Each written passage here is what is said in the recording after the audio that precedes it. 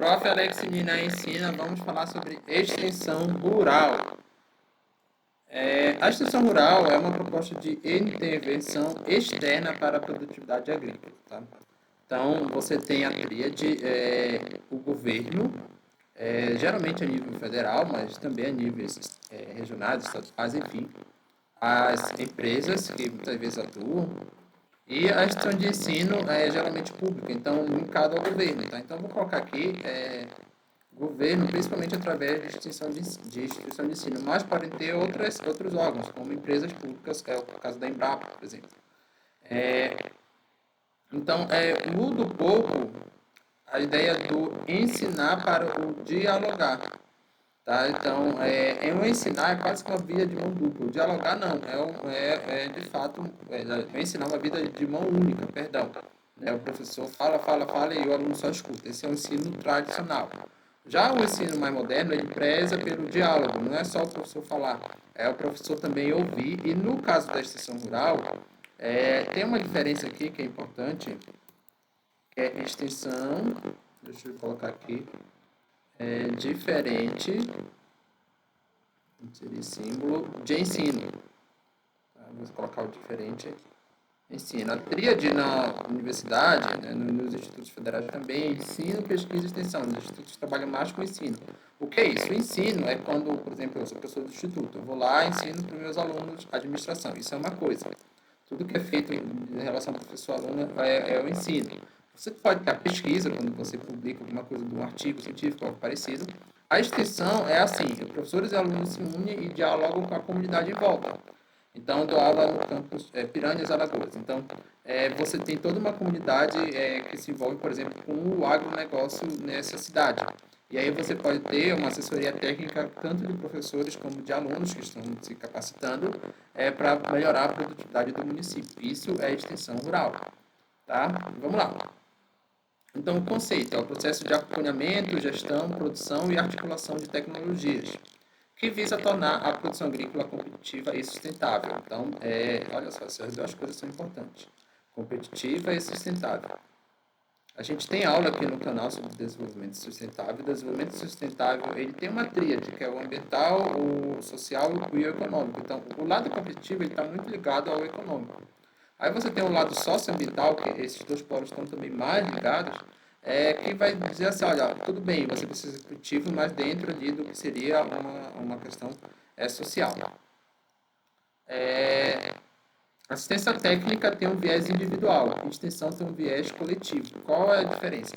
Eu posso ir lá e prestar uma assistência técnica para um produtor rural, tá? De alguma coisa de gestão, por exemplo, que é minha área. Ou se eu fosse mais, se eu seguisse a área, eu sou formado em geologia, mas eu não segui tanto. Então, alguma coisa relacionada à geologia. Eu poderia prestar uma assistência técnica de geotecnologia, por exemplo. Pode ser até que eu preste. Eu vou lá com um indivíduo e falo para ele que tem que fazer isso, isso, aquilo. A extensão, eu não vou focar no indivíduo, eu vou focar numa coletividade. Tá? Vai ser um grupo de indivíduos que a gente pode ter seminários, palestras, enfim, uma aula em geral, e a gente vai também ouvir muito a comunidade, as associações, enfim. Qual é a origem? Não tem um consenso sobre a origem da extensão. Tá? Alguns autores colocam que surgiu junto com a história escrita, por volta de 4000 a.C. Então você tem o relato do imperador romano Adriano, lá no século I, que ensinava técnicas para plantar trigo nas margens do Nilo. Olha só como é tão antigo, né? Alguém desenvolveu essas técnicas desenvolvidas ao longo da história da humanidade foram passadas entre povos, inclusive povos que, entre aspas, um dominava o outro. É o padrão, se você ler o livro do Harari Sapiens, um povo domina o outro e assim, depois eles se misturam. E aí você já não sabe mais nem qual é a origem. Por exemplo, o macarrão, ele não se originou na Itália. Assim como o chocolate suíço não tem origem na Suíça, tem origem no México. Então é muito natural que isso aconteça, tá? E as técnicas da sociedade que domina a outra, geralmente elas são mais avançadas e aí elas acabam se disseminando. E aí uma das formas de disseminar é através da extensão. Você tem as primeiras escolas gregas, tá, de extensão, então na Grécia Antiga você tinha essa ideia. E aí a Universidade de Bolonha foi a primeira universidade criada, considerada a primeira universidade na Itália, na Idade Média. E também já tinha ali alguma coisa nesse sentido de extensão, tá? De você trazer ali um conhecimento para a população. Só que no caso da Universidade de Bolonha, é bom salientar que ela não foi uma iniciativa do governo, do Estado, até porque naquela época você não tinha o Estado-nação, você tinha ali o clero e a nobreza. E aí algumas pessoas do clero se especializavam em algum assunto e nobres, filhos de nobres, iam frequentar aquilo que seria a primeira universidade, né? Não tinha esse status tão grande e depois foi ganhando status de mais científico, a questão da universidade. A origem institucional. Então, aqui, olha, são várias origens que vários autores dizem. Uns dizem que surgiram junto com a história, outros dizem que surgiram na Roma, outros dizem que surgiram na Grécia, outros dizem que surgiram com as universidades. Mas são marcos que alguém pode ver, alguém pode visualizar o processo histórico como algo contínuo. Mas você tem uma origem institucional, que é do século XX, com a criação do Serviço Cooperativo de Extensão Rural dos Estados Unidos, tá? Então, esse aqui é um marco, de fato. Olha, foi quando foi criado esse serviço que você teve a extensão rural. Antes disso, você teve algumas nítidas influências. Lembrando que tudo isso aqui é um processo histórico, tá? Depois de questão da universidade, você tem as chamadas revoluções burguesas, a Revolução Francesa e a Revolução Industrial na Inglaterra, e particularmente essa Revolução Industrial aqui, olha, ela teve várias fases. A primeira Revolução Industrial foi nos anos 1870, 1850. Aí se destaca a invenção do teor mecânico, essa foi a principal invenção aqui, da máquina a vapor também, os dois agiram muito juntos, usada na indústria têxtil como meio de transporte de navios e locomotivas, e meio de transporte, como navios e locomotivas. Então, esses foram os principais inventos aqui. No período de 1950 a 1945, perceba que é um período de 100 anos aqui, bem extenso, praticamente, né, 100 anos, você tem indústrias químicas, elétricas, petróleo e aço. Então, você teve progresso no meio de transporte, muita ferrovia que foram aprimoradas, já tinham aqui, né? Comunicação, o rádio foi inventado por aqui. A invenção do automóvel, olha só que interessante, no final do século XX. A refrigeração mecânica e o telefone ainda, e usado muitos dos inventos usados na própria Segunda Guerra Mundial. Você tem a terceira Revolução Industrial, ali você pega de 2000 aliás, de 1950 a 2010, que é uma substituição gradual da mecânica analógica pela digital, pelo uso de microcomputadores, criação da internet. A internet ela foi usada, de certa forma, os primórdios dela na guerra, né? Mas ela foi ali aprimorada e na versão moderna que a gente tem hoje e difundida durante esse período aqui. Crescente digitalização de arquivos e invenção da robótica. E aí a gente está na quarta revolução industrial, a chamada indústria 4.0, que pode ser resumida em uma palavra, conectividade. Então, você tem a internet das coisas, a inteligência artificial, hoje, né, os alunos usam bastante a impressão 3D, o Big Data, a computação em nuvens e diversas outras inovações. Meus alunos, geralmente ali do ensino médio, eles já nasceram num mundo que estava habilitado com isso, ou pelo menos cresceram nesse mundo. Mas a minha geração, as gerações mais antigas, vivenciou ainda o mundo antes disso, né? O mundo antes do celular no bolso de todo mundo. Então, é realmente uma mudança muito drástica para quem vivenciou, e quem não vivenciou vai perceber isso pelos livros de história ou conversando com os mais velhos. Aqui o que nos importa é a segunda revolução industrial. É exatamente essa aqui, ó. Porque foi nesse contexto que surgiu o conceito institucional de extensão rural. Para a administração, o que é que você tinha lá? A administração científica de Taylor. Dentro das teorias da administração, que a gente viu aí durante a disciplina, e tem aqui aula no canal, é a administração científica de Taylor. Aqui no canal tem uma aula completa sobre a teoria da administração, que é a evolução da administração, né? Teorias administrativas. E aí o Taylor, ele foi um dos fundadores, o pai da administração de fato é o Fayol, mas os dois atuaram junto na chamada abordagem clássica da administração, né? Embora eles não assim, atuaram, os dois se uniram. Um não conhecia o outro, eles atuaram separadamente, mas os dois formam a abordagem clássica, o Taylor nos Estados Unidos e o Fayol na França. Um dos principais objetivos da administração científica era a padronização dos processos produtivos. Então, você buscava sempre a eficiência através de processos produtivos padronizados. O trabalhador sempre faz os mesmos movimentos, por exemplo. Um dos filmes mais clássicos nesse sentido é o Tempos Modernos, do Charlie Chaplin, que mostra isso, né? Na verdade, aquilo lá é uma crítica à questão de padronização, embora tenham essas críticas do terrorismo, tem um lado positivo, porque de fato você aumentou a eficiência, você aumentou a produtividade, você popularizou o automóvel, por exemplo.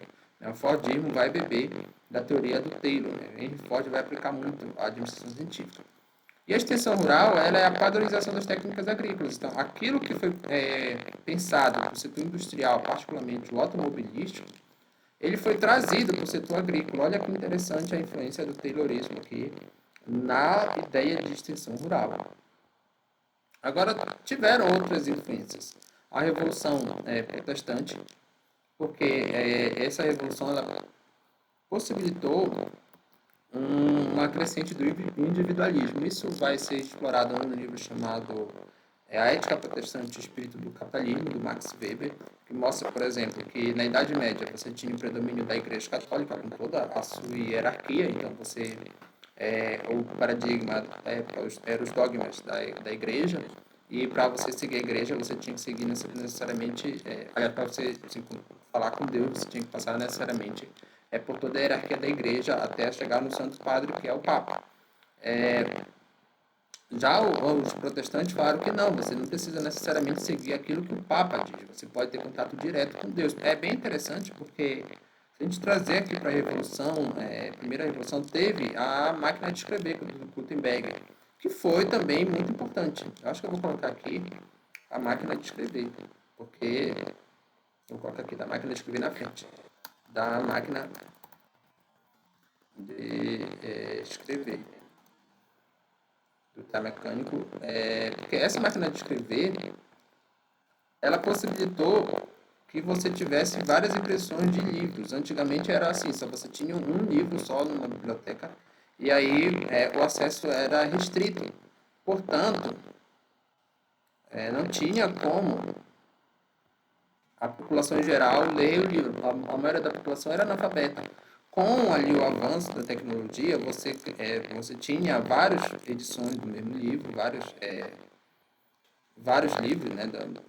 Enfim, várias impressões do mesmo livro. As pessoas já passaram a se alfabetizar e aquele conhecimento que estava ali só com a Igreja Católica passou a ser mais difundido, mais descentralizado. É quase que está acontecendo agora com a internet, né? O conhecimento está mais descentralizado, pegando um paralelo.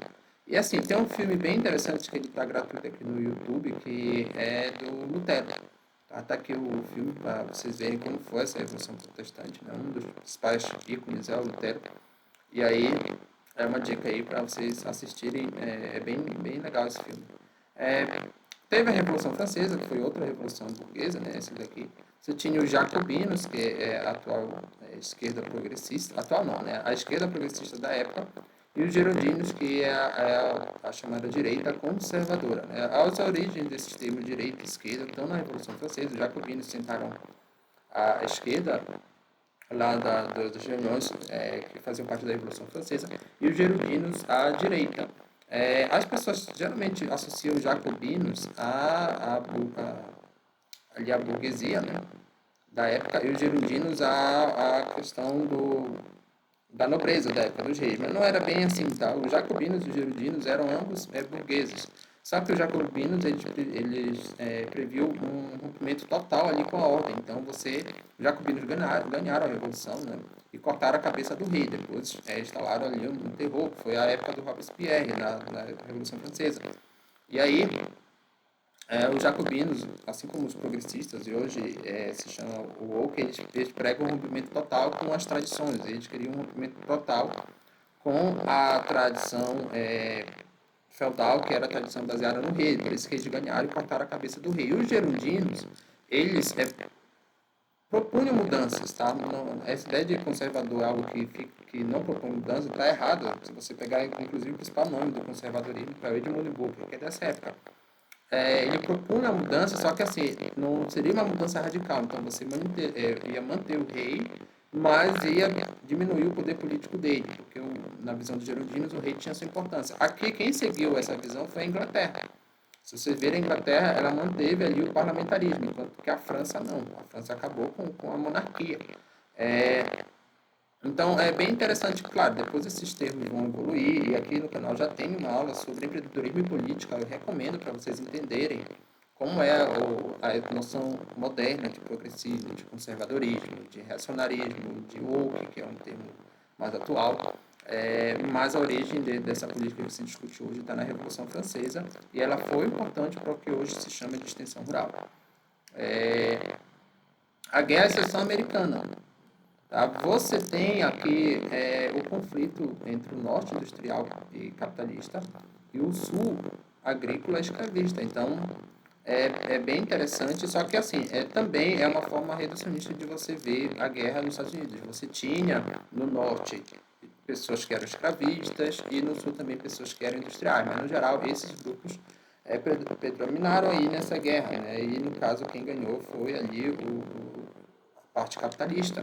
Tanto que depois a escravidão foi abolida nos Estados Unidos, mas não sem antes passar por vários problemas, né, que permaneceram ainda. A questão você não tinha escravidão formal, mas você tinha leis que priorizavam pessoas brancas, né, e que eram segregadoras. Você teve um regime de segregação forte lá nos Estados Unidos é, nessa época da Guerra de Secessão, e foi importante também para as ideias liberais que começaram a prevalecer a partir ali do século XVII até o século XIX. Né? Isso aqui foram duas revoluções que foram acontecendo ao longo desses séculos.